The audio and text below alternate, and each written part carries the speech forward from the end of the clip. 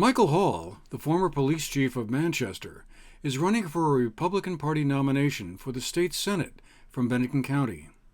His name won't be appearing on the ballot in the primary election that will conclude on August 11th, but it can be written in, and that will propel him onto the ballot for the November general election. We had a chance to talk recently with Mr. Hall to hear his views on some of the issues he's concerned with. Well, Mr. Hall, thank you very much for taking the time to be with us today and sharing your views with us and the viewers on some of the major issues, ones that you feel are important and made you want to step forward and run for public office. I guess just to kind of get us started, let's start with the obvious question then. What prompted you to run for the state Senate? Because I think, if I'm not mistaken, is this your first try for publicly elected office other than the Sunderland School Board from way back when? It is. And by the way, thank you for the invitation to come on your show here today. Yeah, so the reason why I decided to run, a little late in the game, kind of a wrestling decision that I've been working on for quite some time. As most people know or may not know, I retired about a year ago from the police department. And, I've always been interested in what's going on, within the community and the state. And really what prompted me to decide to throw my hat in the ring with this was that, I just didn't see people stepping up to run for office. And I don't mean that as a criticism of people, because most of the folks that I know, are working 2 jobs or more, have a lot of things going on. They're either splitting wood to keep from freezing to death during the winter, or trying to catch up on family stuff on their time off. So, I finally come to the realization, it was time for me to either put up or shut up. And I've got the time, I guess. I can make the time to do this. And as I've always said, the Vermont legislature does not really represent the working class people, because very few people can afford to take 3 or 4 months off during the winter and go up there. And, I can do this. I want to do it. And that's the reason why I ran, is because we really need somebody up there that's got some real down-to-earth experience about what it's like to be a working class Vermonter. Well, what would be some of the main issues you would want to address kind of fairly quickly should you be elected and arrive in the legislature at the state Senate next January? What would be a couple of the areas that you feel most strongly about that you'd want to kind of weigh in on fairly quickly? Is it taxes and state spending or something else? Yes, probably one of the things that I'm very disappointed about is that, Vermont's in a very difficult position financially. I tell people, we've overspent, our allowance by a lot on numerous occasions. And, the working class people here in Vermont are in trouble. And, you don't hear people talk about it because it's one of those things that most people don't like to discuss publicly. But, we're seeing places like Friendly's in Manchester and a lot of smaller restaurants and that sort of thing closing down. And that's because, in my opinion, the majority of Vermonters' disposable income has pretty much vanished. And, here we are in the middle of a pandemic, something that we've certainly never experienced, at least in my lifetime. And, I think we need to take pause here and figure out how we're going to come out of this, what kind of strategies we're going to employ to take care of the cost that we're incurring by this shutdown. And this is probably the worst time, if ever, to be looking at any new initiatives that are going to be more burdensome to the taxpayer in Vermont. And, quite frankly, I haven't seen that coming out of our legislature. They're still talking about a lot of initiatives that are going to be costly to Vermonters. And I think, when your house is in the middle of a repossession, it's not the best time to go out and be looking at new cars. And, I think that it's time to put the brakes on. We need to get a handle on our financial situation between the school budgets, the state pensions. The list just goes on and on. So. Hmm. You said in an interview that you gave with the Manchester Journal last week, I believe the state is headed in the wrong direction. Yeah. So what's the right direction then? I mean, when we talk about cutting state spending and cutting taxes and stuff like that, um, I mean, it's easy to say that in the aggregate, I guess, but when you get down and look at specific areas, a lot of those programs are really critical for folks. What specifically should be done to kind of get the state going in the right direction then? Sure. Well, I think there's a couple things that we could take a look at in regards to that. One is our spending education is some of the highest in the country. Uh, you know, Between healthcare and school costs, they seem to be about two sectors in our government that just don't have any cap. Whatever the number is, we just seem to have to say, well, we got to figure out a way to pay it. And those things need to come under control. I mean, uh, currently, for a person to pay their current healthcare cost, if they were to pay it out of pocket, it's pretty close to the equivalent of a full-time job at minimum wage. So you're looking at, $20,000, with deductibles and whatnot, depending upon your, physical condition. And I think we're at with that because in some cases we chased away all the competition in Vermont. So we need to take a look at what we can do to uh, streamline that cost, make it more competitive, and call the healthcare people out for what's going on here. I mean, you start paying the head of the University of Vermont, over $1 million a year as a salary. I think that kind of thing needs to be taken a look at and say, you know what? How come we can't get somebody to take that job for $500,000 a year, $600,000? And we're paying some people within the Department of Education some serious money, and it's like anything else.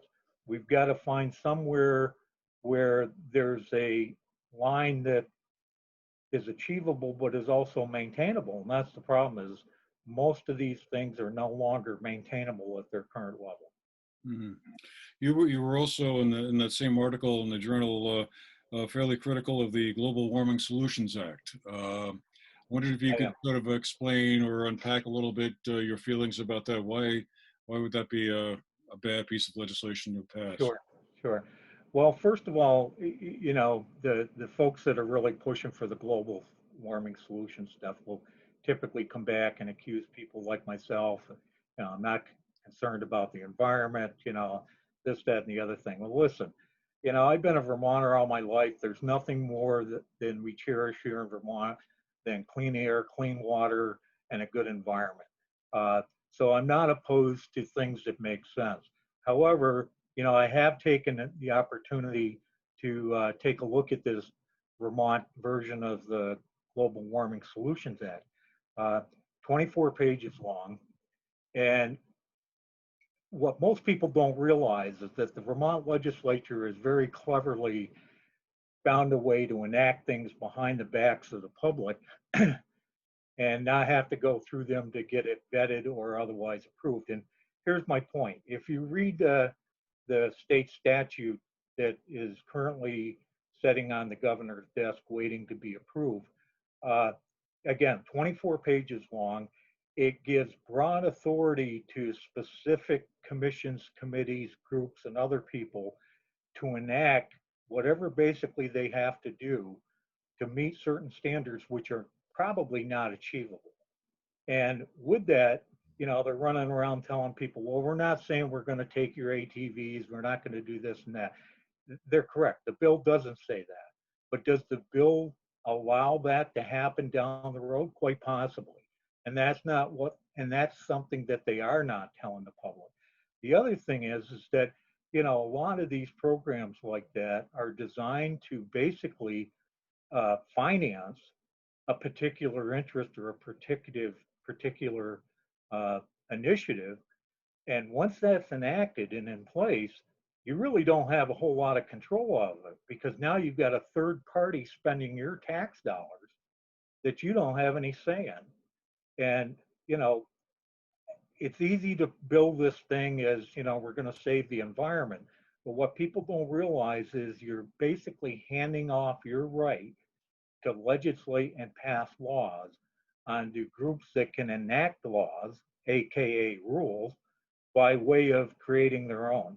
And I'll say this, you know, when I was a youngster in grade school back in the 60s, I can remember that, the, the world was going to end in, by 2020, it's going to be upside down. And, you know, so I don't want to dismiss the concerns of some of the folks, but here again, we're in the middle of a pandemic. We're in the middle of something that we've never seen before.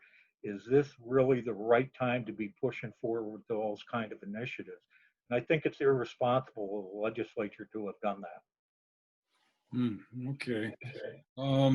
Just wanted to pivot to a different area here and sort of draw upon your long experience in law enforcement. As I'm sure you have been following probably more closely than most of us, there's been a lot of discussion over the past couple of months about, well, the catchword phrase is defunding the police, although I think that is kind of a simplified version of something that, at least as far as I've been seeing, is seeking more to do things like, let's say, embed a mental health worker or a social worker in the police department and use part of the police budget to pay those people. At least that's one interpretation I've heard. But you've been there on the front lines of law enforcement for a long time, over 30 years, and rose up through the ranks from a patrol officer to a police chief. So I guess I'm just wondering what your thoughts are around that. I mean, does that make any sense to you at all, or is there some way to reimagine how police work might be done? Sure. Well, let me say this: about the only thing that I agree with what I've heard coming out of the defund police and embed social workers within the police department. That would be the only thing that I would agree with that I've heard on that, is to have social workers embedded within law enforcement agencies. Now, when you say that, that sounds good, and it would certainly be beneficial to everyone all the way around. However, folks need to understand that these things don't happen only between 8 a.m. and 4 p.m. Monday through Friday. They're 9 o'clock on a Saturday night, they're 2 a.m. on a Sunday morning. And, that's when we need these folks. And I can tell you from my own experience that, when we encounter those kinds of situations during the day, Monday through Friday, and those resources are available, we can call on them. And, sometimes they're successful, sometimes they're not, but at least you have someone that can intercept that. The other thing is that what you don't hear is what happens when it's, you know, 7 o'clock on a Wednesday night. Those things don't work quite so well because most of the places like United Counseling and stuff, they're not set up. They don't have the staff. They don't have the resources to be able to respond to those kind of crises. And the other thing is that you're not going to replace a police officer with a social worker. Uh, any of these calls that these social workers would be assigned to, for the most part, they're going to want a law enforcement officer there. I mean, it's to the point where most of our frontline response people don't want to respond to things anymore without a law enforcement presence, period, for a number of reasons. And one being, of course, their own safety. So those kind of, that initiative there in itself makes sense. The fact that you got people that want to defund the police, you know, that initiative has kind of been out there in different forms for quite a while. You know, there's a certain element, even within the legislature and the Senate, that have undertaken a number of initiatives that have coddled and catered to the criminal element. And, I think really what we're seeing here is we're seeing 25 years of a failed criminal justice system that didn't deal with people in the appropriate manner. I mean, I dealt with these people and I saw it, decreasing and degrading over the years. They don't have any respect for law enforcement. They don't have any respect for any kind of authority, whether it be a police officer, school teacher, clergyman, or an elderly person. And, we need to get back to the points to where no means no. Everybody doesn't get a trophy. And, life is what you're going to make it. And if you choose to make yourself out to be a criminal, that's what you're going to get treated as. And that's how we are going to take care of you. There's this mindset among some people that, if we just keep making things not a law, and I'd like to bring up the fact that, the legislature's pushed through this justice reinvestment bill. I would say to the general public, read that. What happened was you had a situation where the Department of Corrections would have people under their supervision. And when they had them under their supervision, they would have guidelines that they couldn't drink or they couldn't be out after 9 o'clock at night or whatever it was. Kind of like ground rules in a family, right? Well, what happened was the legislature and the criminal justice system saw that, well, we're rearresting too many people because they're not paying attention to it. They're going out, they're drinking, they're violating curfew, they're doing all these things. So what's the legislature's solution to that is to not make these arrestable offenses anymore. And, you can be sanctioned and you can be scolded, but you can't be returned to jail for drinking when you're out of jail on probation for your 5th DUI. The only way you're going to go back to jail is if you're charged with another crime. Well, if that's the case, then let's do away with the whole probation and parole department. Why are we having these people supervise people that they have no teeth in anything that they do? If you're going to wait for these people to commit another crime before they're arrested, then let's get rid of all these state workers that are supposedly supervising these people, because they're not supervising anybody. If they commit another crime, the police will go and arrest them. So, and if you think about that and you read this bill and you see how, they're guaranteed, an opportunity at furlough and they're guaranteed this, it does nothing to protect the public. It does everything to make people more likely to commit offenses. And a good part of that, which I'll bring up because most people don't realize, if you're on work release and you're cleaning up the side of the road and you decide, the heck with it, I'm going to go visit my girlfriend down the street and take off, and I abscond from work crew, or I'm on a community service program and I take foot and run away. That's not considered escape anymore. You're not escaping from state custody in the sense that you would be like if you escaped from a prison. The only way you're going to be charged with criminal escape from an institution, it's got to be, you scaled the wall of, the Northeast Correctional Facility like the fellow did not too long ago. I mean, does the public really think that when somebody absconds from the custody of corrections, whether they're inside of a facility or outside on a work crew, they escape? Yet that's no longer an escape charge. They just have to pay back whatever time they went missing. And when you start seeing those kind of things come out of the legislature, these folks have gotten way too deep in the weeds of dictating policy, procedure, and how things need to be done.